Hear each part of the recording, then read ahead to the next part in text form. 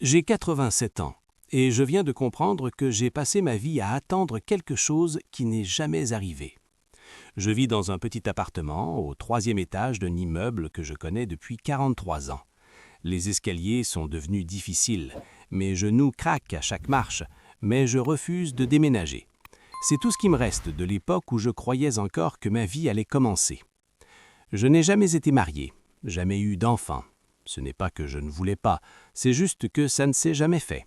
Et maintenant, quand j'essaie de comprendre pourquoi, je ne trouve pas de raison claire, juste une succession de petites décisions qui m'ont mené ici. Quand j'avais 28 ans, il y avait une femme, Hélène. On travaillait ensemble dans une librairie du centre-ville.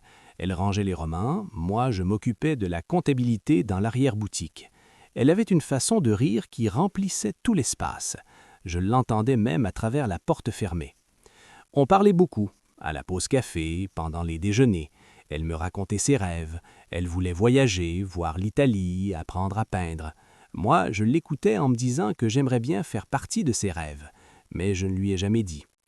Un jour, elle m'a demandé si je voulais venir voir une exposition avec elle le samedi suivant. J'ai senti quelque chose se serrer dans ma poitrine, une peur étrange. J'ai dit que j'avais des choses à faire, que peut-être une autre fois. Elle a souri, elle a dit « d'accord ». Elle a redemandé 2 ou 3 fois après, puis elle a arrêté. Quelques mois plus tard, elle m'a annoncé qu'elle partait. Elle avait rencontré quelqu'un, ils allaient s'installer à Lyon. Je lui ai souhaité bonne luck. Elle m'a embrassé sur la joue, mais c'était fini. Pendant des années, je me suis dit que je n'étais pas prêt, que je la reverrais peut-être, que la vie nous ramènerait ensemble. Puis j'ai arrêté d'y penser, ou j'ai fait semblant d'arrêter. J'ai continué à travailler. Je suis passé de la librairie à un poste dans une administration. Papier, dossier, formulaire, rien qui demandait beaucoup de moi. Je rentrais chez moi le soir, je lisais, j'écoutais la radio. Les week-ends, je me promenais seul. Parfois, je croisais des groupes d'amis dans les cafés, des familles au parc. Je me disais que j'aurais pu avoir ça moi aussi, mais je ne savais pas comment. Ma mère vivait encore à cette époque. Elle habitait à 20 minutes de chez moi. Elle me téléphonait tous les dimanches pour me demander de venir déjeuner. La plupart du temps, je trouvais des excuses.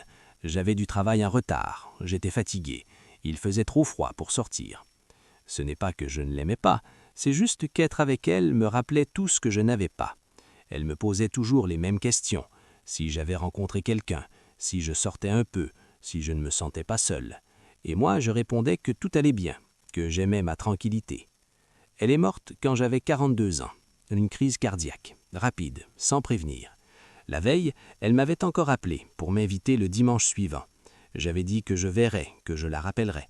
Je ne l'ai jamais rappelée. Après son enterrement, je suis retourné dans son appartement pour trier ses affaires. J'ai trouvé un calendrier dans la cuisine. Elle avait coché tous les dimanches où j'étais venu. Il y en avait 7. En 5 ans, j'étais venu 7 fois. J'ai gardé ce calendrier. Il est dans un tiroir quelque part. Je ne le regarde plus, mais je sais qu'il est là, comme un témoin de tout ce que j'aurais dû faire et que je n'ai pas fait.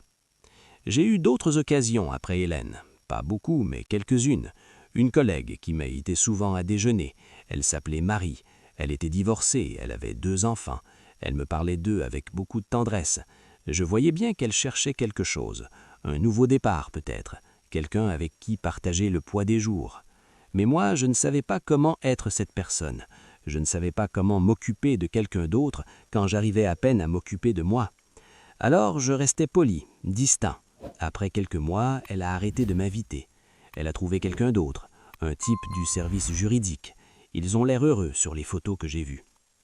Il y avait aussi une voisine, Madame Fournier. Elle habitait au même étage que moi, veuve depuis longtemps. Elle crapait à ma porte pour emprunter du sucre, puis du café, puis juste pour parler. Elle me racontait sa journée, ses petits tracas. Au début, je trouvais ça envahissant. Puis, avec le temps, je me suis habitué. Un jour, elle m'a proposé qu'on fasse dîner de temps en temps, pour se tenir compagnie. Elle a dit qu'on pourrait cuisiner à tour de rôle, que ce serait plus agréable que de manger seul. J'ai dit que c'était une bonne idée, qu'on ferait ça bientôt. Mais je n'ai jamais donné suite. Je ne sais pas pourquoi. Peut-être que j'avais peur de m'engager, même dans quelque chose d'aussi simple. Peut-être que je préférais ma solitude à l'effort que demande une relation, même une amitié. Elle a déménagé 3 ans plus tard. Elle est partie vivre chez sa fille dans le sud. Le jour de son départ, Elle est venue me dire au revoir. Elle m'a dit qu'elle aurait aimé mieux me connaître. J'ai hoché la tête sans rien dire. À chaque fois, j'ai trouvé une raison de garder mes distances. Je me disais que je n'étais pas intéressant, que je n'avais rien à offrir, que c'était mieux de rester seul que de décevoir quelqu'un. Mais la vérité, c'est que j'avais peur. Peur de ne pas être assez, peur d'être jugé, peur de montrer qui j'étais vraiment et de découvrir que ce n'était pas suffisant. Alors je me suis protégé. Je me suis construit une petite vie tranquille où personne ne pouvait me blesser parce que je ne laissais personne entrer. Et pendant longtemps, je me suis dit que c'était la bonne décision. J'ai pris ma retraite à 65 ans. J'ai pensé que j'allais enfin faire quelque chose, voyager peut-être, apprendre quelque chose de nouveau, m'inscrire à un club, rencontrer des gens. Mais les habitudes étaient trop ancrées. Je me levais, je lisais le journal, je faisais mes courses, je rentrais. Les jours se ressemblaient tous. Au début, je trouvais ça reposant. Plus de réveil à 6 heures du matin, plus de trajets en métro bondé, plus de réunions interminables. J'avais tout mon temps. Mais pour faire quoi exactement? Je ne savais pas. J'ai essayé de lire davantage. J'allais à la bibliothèque du quartier 2 fois par semaine. Je prenais des livres au hasard, des romans, des essais, des biographies. Je les lisais chez moi, dans mon fauteuil, près de la fenêtre. Mais les histoires des autres ne remplissaient pas le vide de la mienne. Un matin, il y a environ 10 ans, je me suis réveillé et j'ai réalisé que je ne me souvenais plus de la dernière fois où quelqu'un m'avait appelé par le prénom. Le facteur disait « Monsieur Renaud » quand il me donnait mon courrier. La caissière au supermarché ne disait rien du tout. Le médecin disait « Monsieur Renaud » aussi. Mais personne ne m'appelait Claude. Personne ne me connaissait vraiment. J'ai essayé de retrouver des gens de mon ancienne vie, des anciens collègues, des voisins d'avant. J'ai cherché leurs noms dans l'annuaire, puis sur Internet quand j'ai appris à utiliser un ordinateur. Mais les numéros avaient changé, les adresses aussi. Et puis, qu'est-ce que j'aurais dit? « Bonjour, ça fait 20 ans qu'on ne s'est pas parlé, mais je me sens seul maintenant. » Ça paraissait ridicule, pathétique même. Alors j'ai continué comme ça. Les années ont passé, lentement. Mon corps a commencé à me lâcher. D'abord les genoux qui refusaient de me porter sans douleur, puis le dos qui se tordait après 1 heure debout, puis la vue qui a baissé, même avec des grenades de plus en plus épaisses, puis l'ouïe qui m'obligeait à monter le volume de la télévision au maximum. Je vais chez le médecin maintenant tous les 3 mois. Le docteur Leblanc, un homme d'une 50aine d'années, toujours pressé. Il me demande comment je vais, je dis que ça va. Il écoute mon cœur, prend ma tension, renouvelle mes ordonnances. On ne parle pas d'autre chose, il a d'autres patients qui attendent. Il y a 6 mois, je suis tombé dans l'escalier. Rien de grave, juste une cheville foulée. Mais j'ai mis presque 1 heure à remonter jusqu'à mon appartement, marche par marche, en m'accrochant à la ramparse. Personne n'est venu voir si j'allais bien. Personne ne s'est rendu compte de rien. Ça m'a fait comprendre quelque chose que je refusais d'admettre depuis longtemps.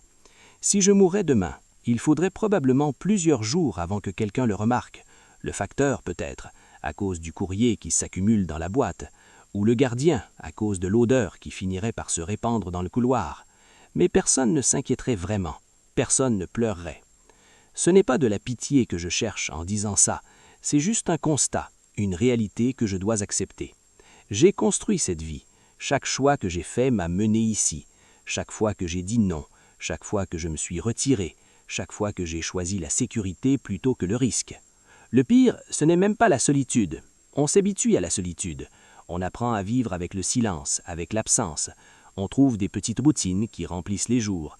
Le café du matin, le journal, la promenade jusqu'à la boulangerie, le déjeuner devant la télévision, la sieste l'après-midi, le dîner, encore la télévision, le sommeil.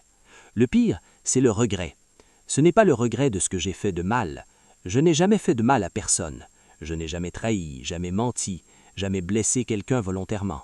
Le pire, c'est le regret de tout ce que je n'ai pas fait. Toutes les conversations que je n'ai pas eues, toutes les invitations que j'ai refusées, toutes les fois où j'aurais pu dire oui et où j'ai dit non. Je pense souvent à Hélène, presque tous les jours en fait. Je me demande où elle est maintenant, si elle a eu la vie qu'elle voulait, si elle a vu l'Italie, si elle a appris à peindre, si elle pense parfois à moi. Probablement pas. Pourquoi elle penserait à un type qui n'a même pas eu le courage de l'amener voir une exposition? Je me demande aussi ce qui serait arrivé si j'avais dit oui ce jour-là, si on serait allés ensemble, si on aurait parlé d'autre chose que du travail, si j'aurais eu le courage de lui dire ce que je ressentais. Peut-être qu'elle aurait dit non. Peut-être qu'on aurait essayé et que ça n'aurait pas marché, mais au moins j'aurais su, au moins j'aurais essayé. En lieu de ça, je vis avec le fantôme de ce qui aurait pu être, et ce fantôme est pire que n'importe quelle vérité. Parfois, tard le soir, quand je n'arrive pas à dormir, je fais la liste de toutes les occasions que j'ai manquées. C'est un exercice cruel, mais je ne peux pas m'en empêcher. Les dimanches chez ma mère, les déjeuners avec Marie, les dîners avec Madame Fournier, les fêtes de bureau où je ne suis jamais allé, les voyages que je n'ai jamais faits, les cours que je n'ai jamais pris, les amitiés que je n'ai jamais cultivées. Tout ça par peur, par cette peur stupide de ne pas être assez, de ne pas être intéressant, de ne pas savoir quoi dire, de décevoir, d'être rejeté. Mais qu'est-ce que j'ai évité exactement? La déception? Le rejet? Peut-être. Mais à quel prix? J'ai évité de vivre, j'ai évité tout ce qui